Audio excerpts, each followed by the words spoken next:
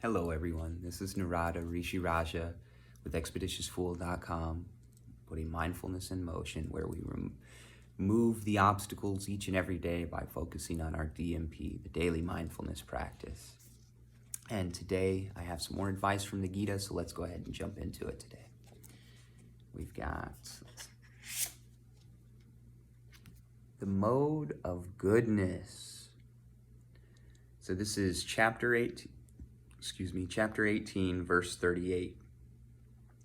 Happiness in the mode of goodness may in the beginning seem like poison, but at the end is just like nectar, for it is born out of the peace of self-realization. This is the hardest part.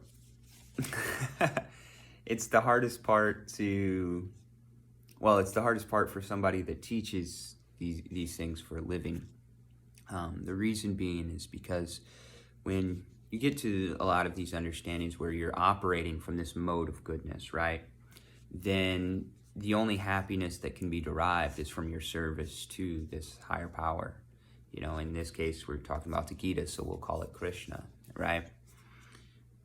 That's the only way we find happiness. Now, when we hear about it, we hear surrender, we hear service. I don't know what that means. We hear, all of these things that kind of antagonize us a little bit. Give up your thoughts. A lot of us, thoughts are the only thing that we feel has ever been there for us, right? So it's really hard to give up these things, and it requires practice. You literally have to train your brain and body in a completely different way. And if you're not doing that consistently every single day, you're not going to have the results from it. So you're going to have some suffering. So in order to feel this happiness that they're talking about, what you have to do is you have to search for it in the mode of goodness. Freedom comes through discipline.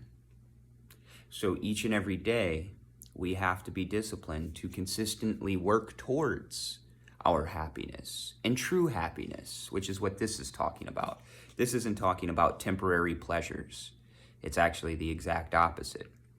That's the reason why a lot of us don't go for this mode of goodness in our happiness, right? We'll take the next temporary pleasure.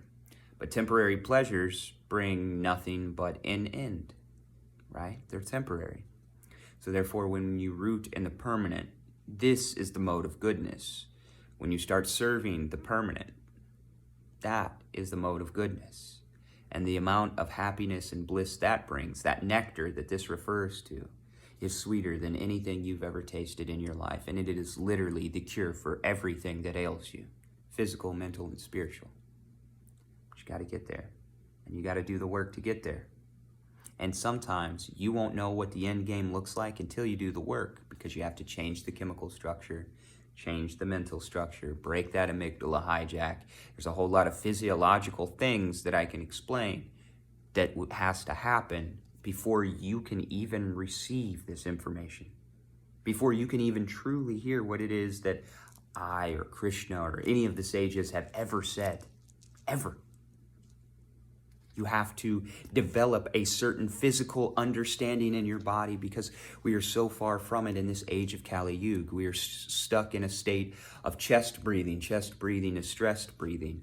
We are caught in cortisol addiction across the world in droves. Literally 99% of the world has this problem. The only way to fix it is to root in the mode of goodness and know that true happiness comes through that discipline of working on these things, working towards your self-realization. All right, everybody, that's the advice from the Gita today. I hope that this helped. It's one of my favorite parts of the day. That's why I wanted to include it with you. It kind of gives me a good way to dip in and just see, what Krishna has to tell us for the day. All right, everybody, have a great day on purpose and stay mindful. Namaskar.